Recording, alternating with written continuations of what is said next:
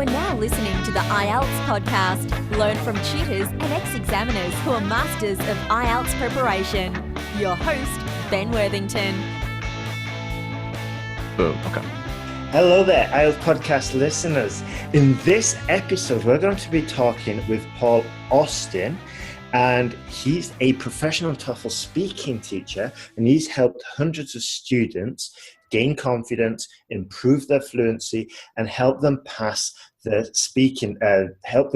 TOEFL exam. And I know we focus on the IELTS, but there's still a lot can be learned. There's still a lot that can be learned from other tutors who are professionals and who can help support the students and help them obtain their objectives. So welcome to the podcast, Paul. Thank you, Ben, so much for having me. I'm super excited to be a guest on this podcast. It was great. We did an interview with you just a couple days ago, and at the end of it, we're like, well, why not reverse the roles? So this podcast or this interview will also be going on the How to Reach English Fluency online conference, which I interviewed you for as well, and which your viewers will be able to see in the next 4 to 6 weeks after you publish this podcast. So excellent. Yeah. Sorry, we just mentioned that a few seconds ago that I would mention the teleseminar, the big event Paul's going to be launching soon, where there's also a podcast where I share lots of secrets and about IELTS, and we just mentioned before that I would mention that, but I just forgot. It's okay. This happens. No problem. All right. Okay, so let's get cracking. So could you give us sort of like just an introduction? Tell us about yourself, your experiences, and how you got into all of this. Yeah, so I'll give you the short, long story is what I like to call it. So a few years ago, about 4 years ago, I started teaching TOEFL in the classroom, and this is actually in Turkey. In Izmir, Turkey, I taught in a private school, and I taught both private lessons for TOEFL, and I also taught group classes. And I love to be in person with the students, helping them with confidence, helping them to understand the TOEFL test, helping them, especially with the speaking section, because that is the area that most students struggle with the most. Yes. So I was working with these students in person, and I worked there for about a year in Izmir, Turkey.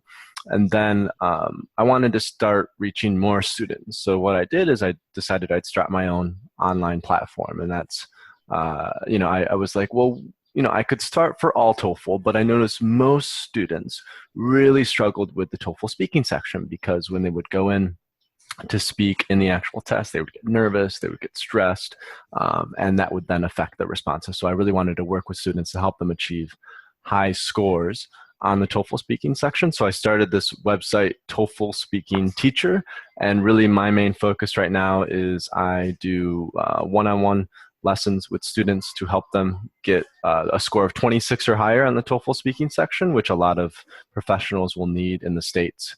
And then I also have a little e-course that I will guide students through in conjunction with the private lessons. So that's kind of a short overview of what I do. Interesting. Yeah, it's a similar experience to myself, because I was also in the classroom, and what I found that the students had most difficulty with was the writing and the speaking as well, but I decided to focus on the writing. And I think this comes back to sort of like one of the benefits you get from being a teacher on the ground, rather than an academic writing a textbook in the university and then trying to help the student that way. It's completely different approach, because you and me, we've got like a very, I would say, pragmatic, practical attitude to help solving these problems. And also, if we don't solve these problems for the students, we don't eat, we don't get paid. Right. Whereas the academics in the university, they'll get their commissions regardless of the results. So this is why I like working with teachers who are sort of like in the actual trenches. So right. Getting our hands dirty is what we would call it, because when we're working with students, either one-on-one or in a group classroom, theories are interesting, and what academics will talk about are interesting, and oftentimes they can provide a helpful framework for what we are teaching in class, whether that's in TOEFL, IELTS, or just general English. But then it's really about then customizing that framework and just figuring out what works, for me, for example, what is going to help a TOEFL student be more confident when they go into the speaking section, or what's going to help them to be able to give a response like they need. What is the most effective way to do that? And that just comes through trial and error, and just working a lot with that. Yeah, totally agree there. Totally agree. So what would you say would be like the most common pitfalls or problem areas you see when students are preparing for the exams? So with the TOEFL, we'll focus right now on the TOEFL speaking, and then maybe we can get bigger to TOEFL in general. With TOEFL speaking, it's usually a few things that are the biggest pitfalls when preparing.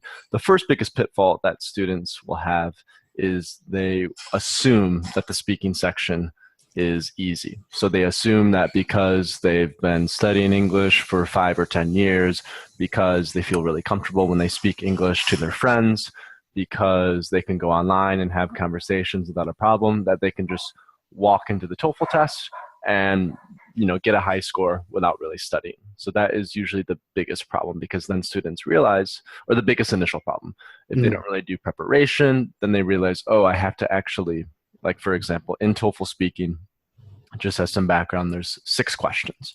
So you have to answer, there's question types 1 and 2, and you have 45 seconds to respond to those, and you have to give a response in those 45 seconds. And then there's question types 3 through 6, which are called the integrated questions.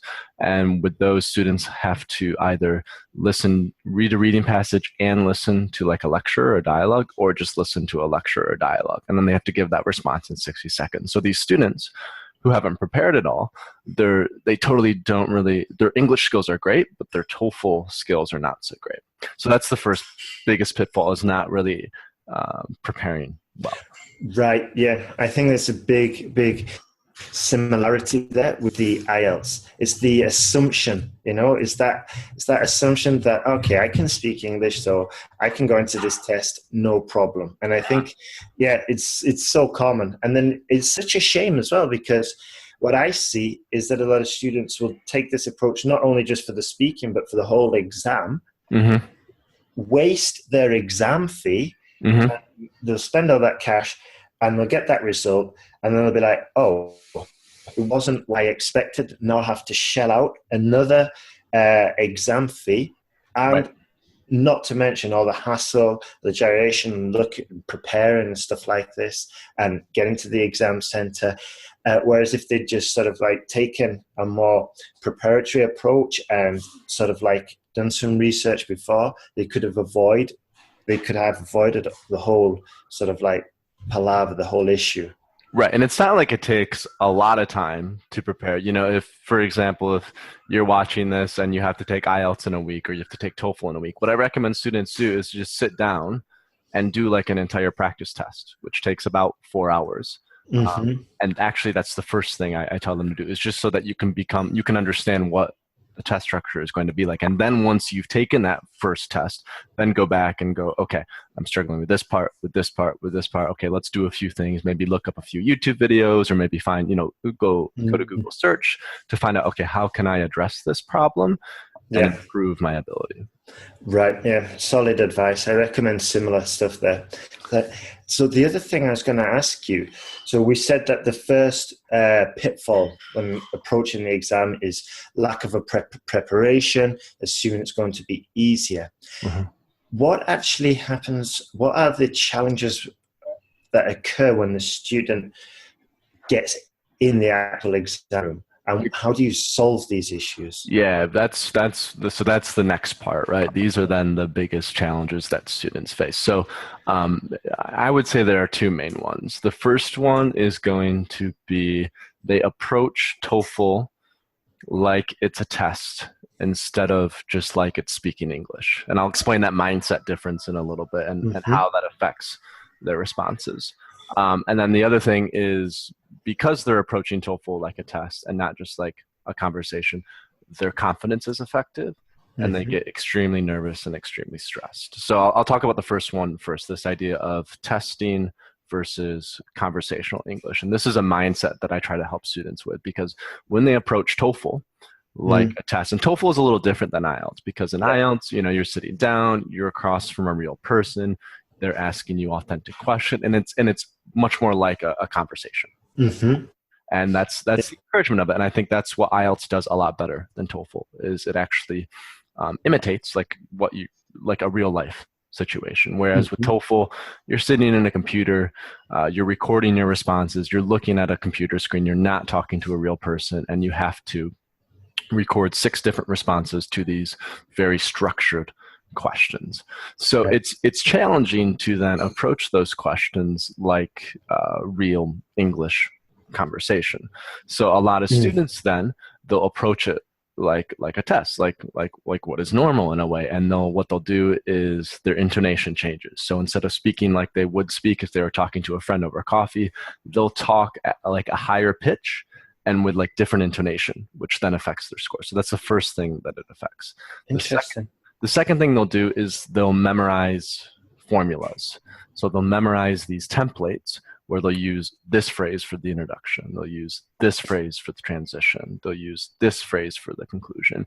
And that helps to a certain degree for like getting a medium score on TOEFL. It's like what they would call a short hack.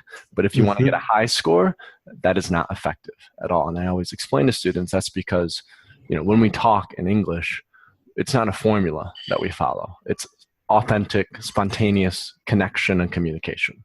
Yeah. Right. Yeah. So So this mindset is what I tell students: approach TOEFL like a conversation. Try to have similar intonation, and then it also comes down to the words and phrases that we're using. I always tell students there's a difference between the words that you use when you speak and the words that you use when you write. The words that you use when you write are going to be things like therefore, moreover, these formal, more academic type of English words. And I say when you speak and you're in TOEFL speaking, use colloquial phrases. Use these informal conversational phrases that make you sound like you're extremely comfortable. I see. So do you have any exercises or sort of like, going back before, you mentioned that the students, the pitch of their voice goes up. And I would hazard a guess that that's possibly because they're nervous and the muscles are getting tighter, and it usually delivers a higher pitched voice. Is there any way that a student can get over this? Would you agree it's confidence? It is confidence. So let's get into that second point then. So the first main problem when you're taking the test is that they approach it like a test instead of like just speaking English. And the second problem, like you're mentioning, and these problems, they're highly connected, right? Yeah. The second problem is going to be confidence. Like we go into the test and we know that our future depends on getting a high TOEFL score or, getting a high IELTS score. And that makes us nervous. And that makes us worry that, oh my gosh, if I don't do well, then I have to take this again, or I won't get into the university that I need. Or, we have all these thoughts of doubts, self-doubt going in our head. So to help with confidence, I usually will I will recommend a few things for students. The first thing that I recommend to help them with confidence is there's a really good TED Talk, which we could include in the show notes below, by Amy Cuddy, called Your Body Language Shapes Who You Are. Have you seen this TED Talk before? I think I have, yes. Okay. So, the basis of it is by changing our body language, by making our body language more confident, that actually increases our confidence, that increases our testosterone, which is directly related to confidence, and it decreases our cortisol, which is directly related to stress. So we get less stress automatically just because of what we're doing with our bodies. So that's the first thing I recommend as like a physical thing that students can do. The second thing I recommend to help keep them a little more comfortable in the actual test environment is to do what's called box breathing. Are you familiar with box breathing? No, tell me about this. Okay. Sounds interesting. Box breathing is just when we are more conscious of our breaths and more conscious of our breathing. So we take deep breaths with purpose, so that gets more oxygen to our body, which again decreases stress. Because what happens when we get stressed is we start to hyperventilate a little bit. Yeah. We take shorter breaths, and when we take shorter breaths, we have less oxygen, and when we have less oxygen, we get more stressed. So if we can consciously control our breathing to bring our body more oxygen, that's going to help again to keep stress a little bit lower. Okay. So these are like two physical things, but the most important thing is also like the mental game and what we can do mentally, right? I see it. So for mental things, what I tell students is so that they're prepared to do well in the actual like speaking test when they know they're going to be stressed, is I'll have them try to recreate the environment of the TOEFL speaking test outside at home before they actually take the test. I see. So what they might do for that is I'll be like, okay, what I want you to do is I want you to take your laptop and I want you to go into a cafe where there are a lot of people, or a restaurant or a bar. You know, I've had students in Brazil before go into a packed bar when there's a football match playing.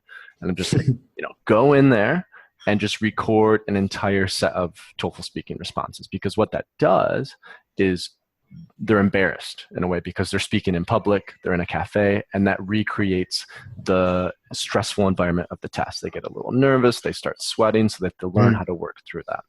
And then the second thing it does is it gives them a chance to deal with the distraction. So like in TOEFL speaking, when you go into the actual test, there are like 15, 20, 25 other people also speaking. So it can be really, really distracting. So if you go into like a cafe and there's a bunch of people speaking and it's distracting, then by recreating that environment and working through it, that's also going to help you deal with it. So those are the three main things: body language, deep breathing, and then trying to recreate the environment before you actually go in to do that. That is awesome. Thanks very much for that. And I was just thinking about the body language. And I've seen the TED Talk, and I was just thinking like how this could be applied with the IELTS examiner in front of you, because I mean, like to get you confidence, you could do a power pose, which would be sort of like opening up your body, putting your hands on behind your head, leaning back, you know, Right. And that would be possible for the TOEFL speaking on the computer screen in front of you. And I was thinking, well, if a student did that in the IELTS exam with the speaker in front, they get like really strange looks. They chilling out, kicking back, relaxing, you know. So what I was thinking was probably a sort of like a good way would be to sort of like, instead of doing the natural pose, which is probably leaning over with the shoulders hunched and making yourself small, what you could do is sort of like sit up straight in your back, lift up your head, lift up your chin a little bit, and this is also going to open up your body, and so you can get the box breathing, like you said, into play, and that would definitely be a massive help. And the thing about putting yourself in the situation beforehand, I think that's really good advice. And what I would say to my students is that if they could get somebody to go through these exams, or even just to get through the mock speaking, the MP3s that are available on my site, or even better, get somebody in front of them to just take them through the exam and get used to each part of the exam, talking about yourself or your hometown, your friends, doing a 2-minute speech and all the rest of it, because then come exam day, it's going to be second nature and you're not going to have any nasty surprises. Right. So, it's, I mean, I was talking with AJ Hogue the other day. I was telling you how I interviewed him of Effortless English, and he made a really good point that this is what they call training specificity. So like sport athletes will do this all the time, where they'll try to recreate the environment of like, if they have to do a big match, or, maybe they're a tennis player or they swim or something, they'll train specific for what they're doing. So if they're swimming and they're doing a 100-meter freestyle, they'll specifically train to do really, really well in the 100-meter freestyle. And we can then take that to IELTS or TOEFL or any test taking by training ourselves and recreating that environment. We're doing that training specificity so that when we actually go in the test, we've already done it before. We're already used to it. It's not completely new. Yeah, totally agree there. In fact, there was a story I was reading the other day about an athlete, a gymnast, and he spent like about 2 or 3 years training for the Olympics. And he finished every single training session imagining that he was in the Olympics, and he's training with sort of like the big speech over the tannoy. This is so-and-so representing the United States for the bars or something like that. And then come come the Olympics on the official day where he had to perform, he reversed it and he imagined himself in the gym with his trainer, so he could just shut out like all the noise and stuff. But yeah, it's a similar. And this is a good, though. I'm glad you brought that up, because even in our interview, we talked about, visualizations. And this is another aspect of that, of these visualizations. And it's something I didn't mention about TOEFL, but this is also something that IELTS test takers and TOEFL test takers can do before they go into these nervous situations, is just visualize it already happening, right? Exactly. Yeah, exactly. I think Anthony Robbins has got some good tips on that. He's sort of like, he says something like, imagine you do, and I'll just apply it to IELTS, but you would go in and you do the speaking, but you'll act as if you've already got the band 8 or the band 7 that you're aiming for, and you're just acting as if you've already got it and you've already done it. And I think this would contribute immensely to confidence issues. And we both know that with your confidence is higher, then the whole speaking thing is just going to be a lot easier. It's going to be easy to get into that flow of just natural conversation, rather than stifled, restricted, nervous, formal, horrible exam speaking. Yeah.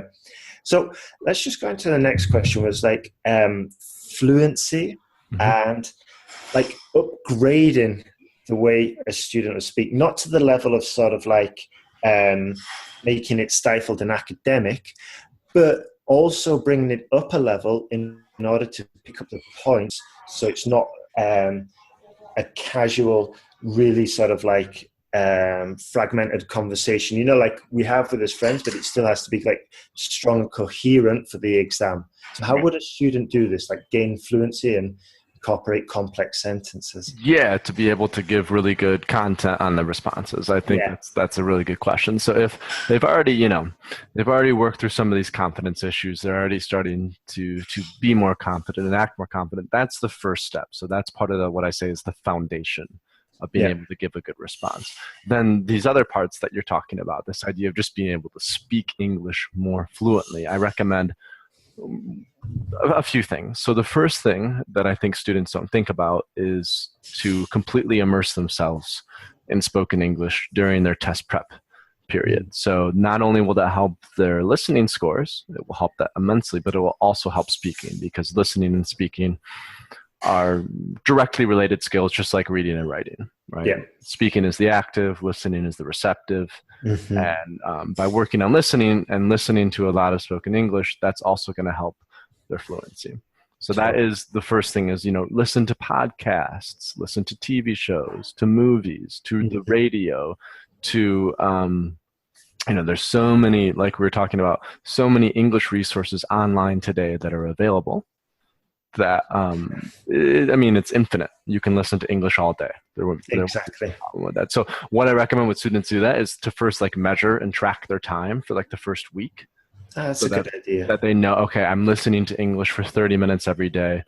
Yeah. I need to listen to 45 minutes every day the next week. Gradually increasing that. And the other thing that's important to know is you don't need to listen to really boring TOEFL listening exercises or IELTS listening exercises. You should be listening to things that you really enjoy and that you like, because that's the best way to learn. Yeah, totally agree there. And I'd just like to add, before we move on to the next point, that I love the idea of tracking it and measuring it, because what doesn't get measured doesn't improve. And I know from a fact, just from measuring things in my business or with my training sessions, that just putting a number in a box and just seeing it motivates you so much.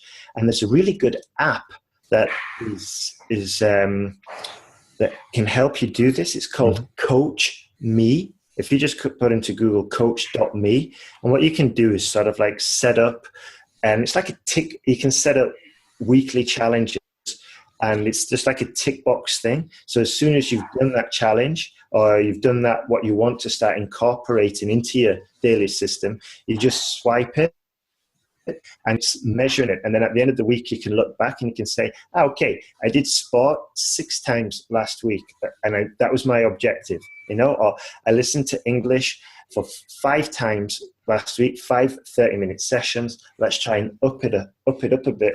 And the beauty of this app is that it helps you create a habit. And I think once you've got a habit there, it becomes so much easier, and it just becomes your routine to start building on that. And it just gets you much closer to passing the exam. Yeah, and that's another thing that I will always recommend with students is that you just study consistently. A lot of students, they'll rely on this initial burst of motivation to study. And, for the first week, they're like, I'm going to take the IELTS or I'm going to take the TOEFL. I'm so excited. And they'll study for like 2 hours a day. Yeah. And they hit this level of like burning out where it's just like they can't find the motivation anymore and they think something is wrong with them. But really, it's just that they just overdid it. The best approach is just to have the long-term goal in mind and then just study consistently every day, maybe 15, 20 minutes for the first week each day, 30 to 40 minutes for the next week. And eventually you build up until it becomes normal and part of your routine to study for an hour each day for the exam. Exactly. I totally agree there. Good point. So that's a really good point about the coach.me. That's a really good resource. I'll have to check that out as well. So the second thing that I'll recommend then for fluency to help them specific to test taking after they're starting to immerse themselves a lot in English is to just speak out loud to themselves quite a bit. And then also if they can find a native speaker or a friend to talk English to. So just, I got this tip from Robbie Kakurs, who is someone we both know, who we both interviewed. And Robbie mentioned this is a big part of what he did to help improve his English fluency, is that anytime he was going to do something, if he was home alone and he was getting up in the morning to go take a shower and, eat breakfast and whatnot, he would just verbalize out loud in English what he was doing. I'm going to take a shower and I'm going to go now make breakfast with scrambled eggs, and just verbalizing these things out loud and talking to yourself in English will help you just to get more and more comfortable with these different things that we're... Absolutely, yeah, absolutely. And then when you do actually hear yourself speaking, you'll get no nasty surprises, because I know that when I was practicing Spanish, and then especially if I would record myself speaking Spanish and listen to it later, I'm like, oh my word, do I actually sound like that? Right. Whereas if you're speaking every day and you can hear your voice, there'll be like no surprises at all. You get totally comfortable with it. And it's also a really good opportunity to try new things out without being afraid of judgment or embarrassment. So Robbie made the really good point of, when we're in a private lesson with a native speaker, we often feel like we need to be perfect, or non-native speakers feel like they need to be perfect and they feel judged. And so they'll be less willing to try new things. Yeah. Trying new things is how we learn. Trying new things is how we grow. So if you can use that time on your own to try new things and just talk out loud and experiment with things, then when you go in to speak to a native speaker, or you go in to have your private lesson for TOEFL or IELTS, or you're in more of a formal environment, then you'll be more comfortable in that situation where you feel a little bit more judged. Absolutely. Yeah, that's solid advice. And this isn't the most academic advice, but even just a beer or a cocktail can help you get into that frame of mind of sort of like just relaxing and just inhibitions, especially with regards to speaking another language. And I'm not saying you drink 5 pints before you go into your TOEFL exam or the IELTS exam. What I am saying is that, like, in the weekend, when you are practicing and you do feel that you can be a little stifled, and you do feel yourself putting on the brakes when you want to say something in a foreign language, then a little drink isn't the worst thing you can do. But what is a good thing as well is the language exchanges. Those are really useful. You can just jump on Meetup, there's usually a language exchange, and you can go meet native English speakers and practice with them. And it's just really good opportunity to make mistakes. Literally. Yeah, these meetup parts are the meetup things that you're talking about are great for in person. Another really good resource as well, and is this new social network for language learning called Go Speaky. GoSpeaky.com. Yeah, you'll have to keep it out, and we'll include a link to it below. But this is a way then where you can make language learning fun, and you can use this informal environment to practice your English with other speakers. So that's good. Now, what I'll do is I'll get to the third point, and then we can review. So the third and last thing that students should do, so they're immersing themselves in English. They're starting to experiment by talking out loud to themselves or going to meetups and talking to other people in English. So the third thing that they should do then is test specific preparation. So what I recommend people do in TOEFL, for example, is there's 6 questions. So I recommend that they try to pick one skill at a time to focus on. So say they struggle with their article use, or say they're really struggling with their fluency, meaning they're saying and a lot, or maybe they really struggle with their content of the response. I say focus on one thing, evaluate that one thing, understand what is maybe your biggest weakness, what's really, really preventing you from giving a better response, and then record your responses. So like, for example, a question type 1, record that response, listen to it, evaluate it, and then re-record the same response again and try to improve on that one skill. And then you can apply that in a lot of ways to question type 1, 2, 3, 4, 5, 6. So by recording it and evaluating yourself, then you can really, really measure that progress again. That's how you're doing. I see. So let's summarize. So if you're a student and you know that fluency is a challenge, then what you would do is do a recording, but in that specific recording, all your attention is going to be diverted to improving your fluency. So you'd probably want to start speaking slower and fill in the ums and the ahs with just either pauses or even just like, let me see, or something like that. But what I want to say is, like, for the main focus of that recording, you're going to work on fluency and you're going to ignore vocabulary, article use, or whatever. Right. Exactly. Yeah, exactly. Because if students try to focus on improving 4 things at once, they'll become overwhelmed and none of them will improve, right? So it's much better to pick one thing, focus on that one thing, improve that one thing, and then once you feel really comfortable with that across every question type, only then move on to a second major skill that you need to improve. That's fantastic advice. Yeah, because you don't get anywhere when you're trying to improve 20 different variables of your language ability all in the same week. Whereas if you focus, you can make some real progress. So exactly. Fantastic. And you and I both know this applies to not only language learning or not only English learning, but this applies to any type of skill that we're trying to improve, or even as entrepreneurs, what we're trying to do in business. If you focus on too many things, you won't make any progress in any of them. It's like the difference in multitasking versus single tasking. You want to give all your attention on one thing, and by doing that, you can see immense growth. Yeah. And again, it's this idea of having the long term in mind. You're not trying to have a perfect score by studying for 3 days. If you're preparing well, you have a month or 2 months. Exactly. Doing something. Yeah, it's the old. Yeah, it goes back as well to the old expression. A bird in the hand is worth 3 in the sky, or 3 in the bush, or whatever. If you've got that one skill and you're competent at it, it's better than being or knowing 5 or 6 different skills that you're half good at and you can maybe just push your way through. Whereas if you've got one skill and you're competent at it, that goes in your pocket, you nail it, and then you move on to the next one. But it's just, power of focus. Exactly. Okay. Now, what for IELTS, do you what would work for my last one? This, I say recording responses. Would there be anything that works for training specific for IELTS? I'm just curious. Yeah, totally. If we're going to apply this to IELTS, that's a good question. I mean, on my website, there's lots of mock speaking exams where it's MP3s from different speakers, and what they say is you just go through the questions and then it's all timed. And what the student could do is basically just put that recording on play, record themselves with their phone, and work through that.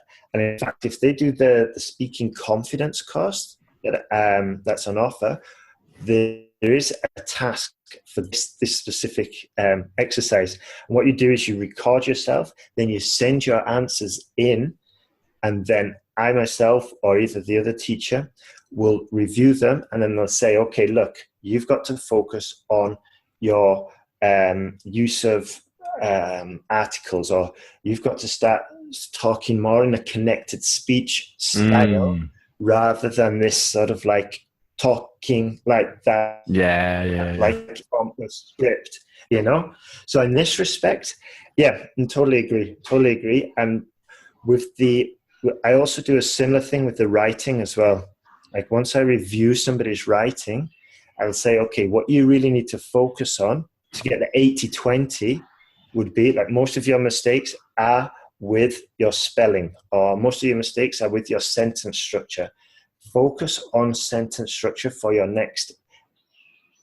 next piece of write send me. And then once we've got that under control, we'll start looking at the next piece. Right. So again, focusing on one thing at a time, improving that one skill. And then this is the best way to learn. This is definitely the best way. Totally. I must admit though, I would take that approach if I know the student's got their exam in 3 weeks, in a month, or something like that. And it is the best way to learn, but that's assuming the student is taking a long-term approach and is prepared in advance, because you probably get the same as me. It's just like a student appears like, I've got my exam in 48 hours and I need to pass. Help me, you know. This is happening right now, actually. I just had a student who I'm working with after our interview who has the test. It's Thursday today, has the test on Saturday. I'm like, okay, we'll meet for 3 private lessons real quick to get you ready. And just like, and in this respect, we do have to sort of like take a slightly different approach. So just out of curiosity, what approach will you be doing with this student? What are you going to be telling him to sort of like to get this sort of like a quick jump and to make him feel a bit more relaxed? Yeah, I mean, so with her, she's needs to do TOEFL to become a teacher in Texas, which is very, very, very common now because there's all these teaching jobs in the state of Texas because they pay really well. And a lot of schools in Texas are trying to become bilingual, so they'll recruit all these people from Latin America. Right. So her thing, she speaks English really, really well, but like we were talking about before, her fluency and her confidence are really effective. So now I just have pretty much like these exercises I work through with students to help switch their mindset. And so I'll really, really attack the fluency aspect and the confidence by probably in one lesson focusing on one thing, and then in our second lesson focusing on that second thing. I see. The best approach, so it's like an intense 60 minutes on this exact skill. Yeah, just again and again and again, like repetition. Yeah, totally agree there. Yeah, good advice. Okay, so I guess that's kind of covered my last question, which was how do you prepare the students for success in the speaking? We kind of covered it, but do you have anything else you would like to add for that? Yeah, there could be a couple things that I could add for success that I haven't talked about yet that I think would be a really, really helpful, again, mindset type of approach for students in terms of their preparation, in terms of preparing. I read recently this really cool book called Mindset, which is about, it says, a new psychology for success, I think is the subtitle. Have you read this book before? I haven't, not yet. So this mindset book is all about this fixed mindset versus the growth mindset. So the fixed mindset tells us we're born with certain skills. We have these skills. We can't really do a whole lot to improve them. And so what we have is what we have, and we just have to do the best with that. Right? And this fixed mindset then can lead to a lot of issues. It can lead to things like self-doubt. It can lead to not really working hard enough to improve because people think it's useless. But instead, if we approach our IELTS study and our TOEFL study with a growth mindset, we approach it with, okay, we know that if we do X, Y, and Z, that we will get better, that we will improve. And that's going to lend a lot of motivation for really, really working hard to improve our scores. So with that growth mindset, then we also, I think it's important to understand that although TOEFL and IELTS are tests to measure our English, our goal when we're studying for IELTS and TOEFL should also be just to improve our English. It should be to have that growth mindset of, okay, I'm here to get a high score, a band 7 or a 26 on TOEFL speaking, but it's also just have that mindset of improving your English every day, because that way, if you go into IELTS the first time or you go into TOEFL the first time and you don't get the score you want, which is very common, extremely common the first time, then you won't feel this rejection of I'm not good enough, right? I'm not good enough, and that will be discouraging. That will affect your motivation, and you won't want to study anymore. Instead, if you approach it like, this is a challenge, I'm growing every day, I'm getting better every day. If I don't get the score I need the first time or even the second time, as long as I keep every day working to improve my English day by day by day, I know that I'm going to get to my goal. I know that I'm going to get to my hour. Totally. So that would be a more general thing that I'd recommend. So, yeah, that coincides. I'm reading a book now. Have you read that? Have you heard of that? can you say the name again? Mastery.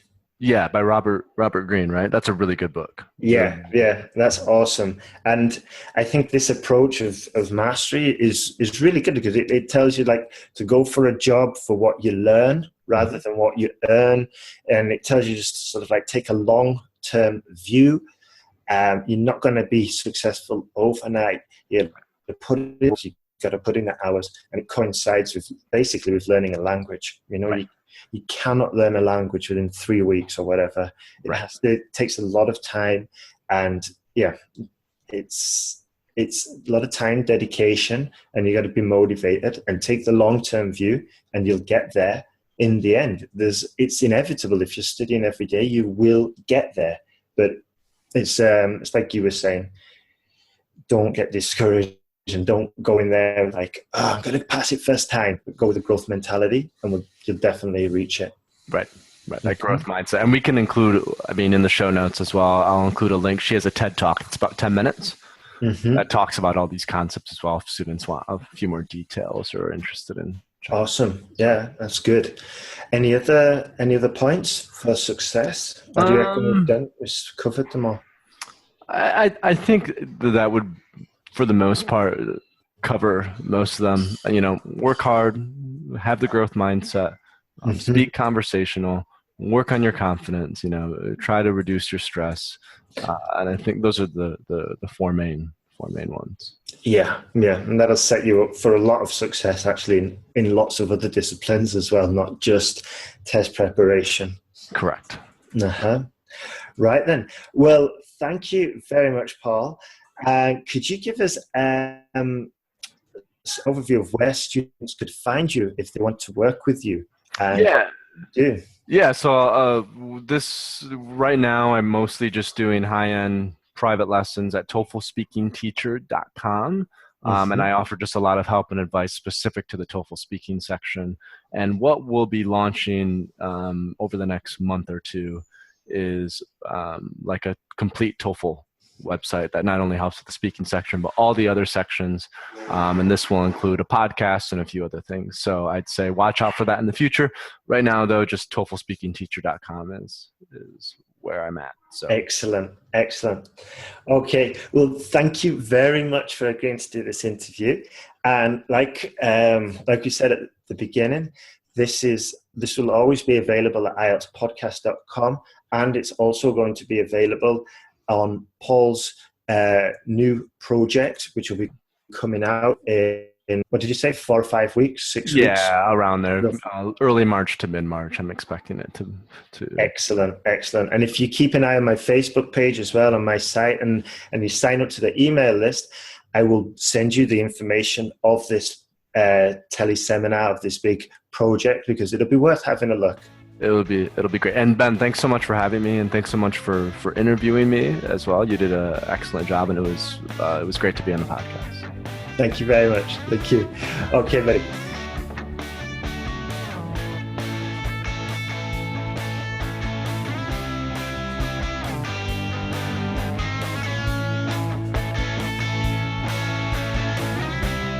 Thanks for listening to IELTSPodcast.com.